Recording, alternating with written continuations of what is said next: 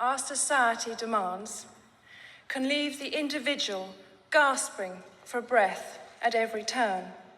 Eating disorders, whether it be anorexia or bulimia, show how an individual can turn the nourishment of the body into a painful attack on themselves.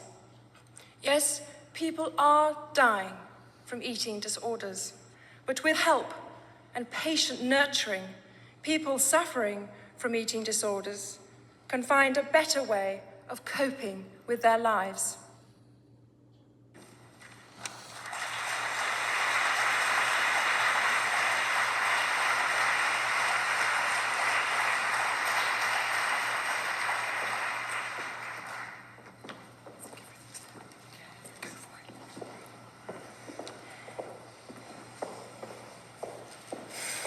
Ladies and gentlemen, I have it on very good authority that the quest for perfection our society demands can leave the individual gasping for breath at every turn. This pressure inevitably extends into the way we look. And of course, many would like to believe that eating disorders are merely an expression of female vanity, not being able to get into a size 10 dress and the consequent frustrations.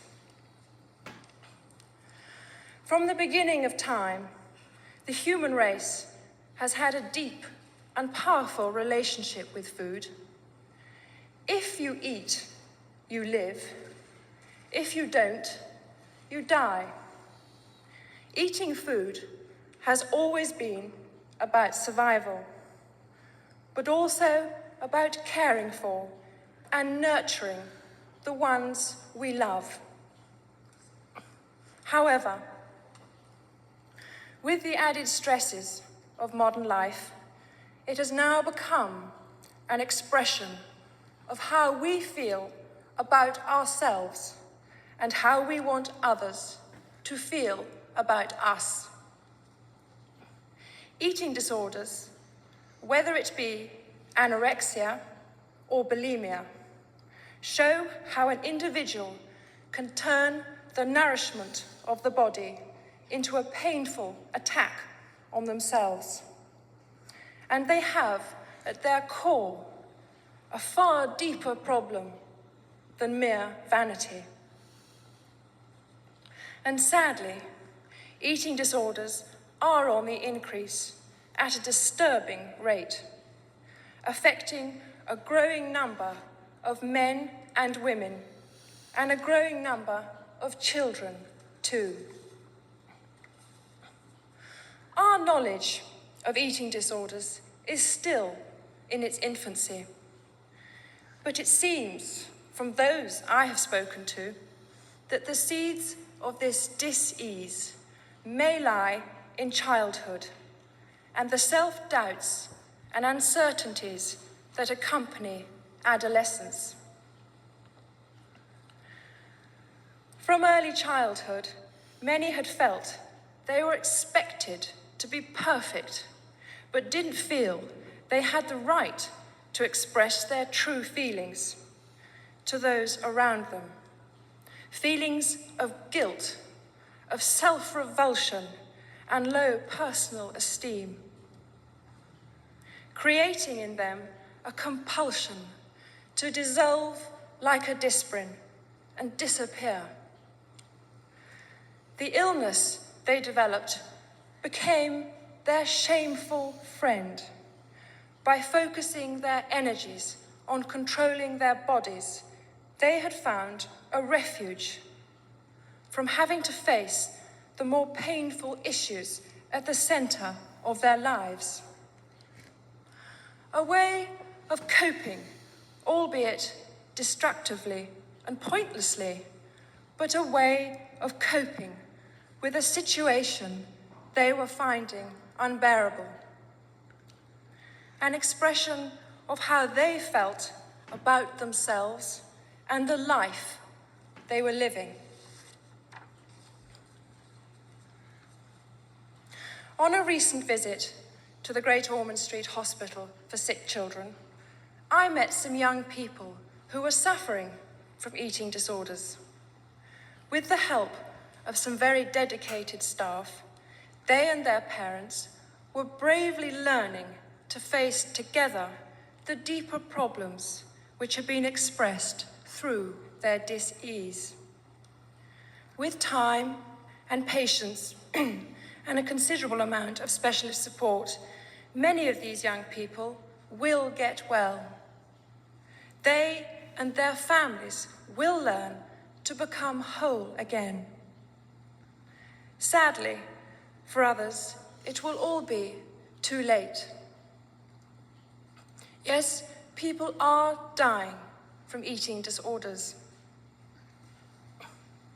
Yet all of us can help prevent the seeds of this disease developing. As parents, teachers, family, and friends, we have an obligation to care for our children, to encourage and guide, to nourish and nurture, and to listen with love to their needs in ways which clearly show our children that we value them. They, in their turn, will then learn how to value themselves. From those already suffering from eating disorders, how can we reach them earlier, before it's too late? Here in Britain, organisations such as the Eating Disorders Association are currently being swamped with inquiries and requests for support and advice. So overwhelming is the need for help. Are your drawings breaking your heart? Then download Simply Draw. The app breaks each concept down step. Yet, with greater awareness and more information, these people who are locked into a spiral of secret despair can be reached before the disease takes over their lives. The longer it is before help reaches them, the greater the demand on limited resources, and the less likely it is they will fully recover. I am certain the ultimate solution lies within the individual, but with the help and patient nurturing given by you, the professionals, family and friends, people suffering from eating disorders can find a better way of coping with their lives. By learning to deal with their problems directly in a safe and supportive environment. Over the next 3 days, this international conference has the opportunity to explore further the causes of eating disorder and to find new avenues of help for those suffering from this incapacitating disease. I look forward to hearing about your progress and hope you are able to find the most beneficial way of giving back to these people their self-esteem, to show them how to overcome their difficulties and redirect their energies towards a healthier and happier life.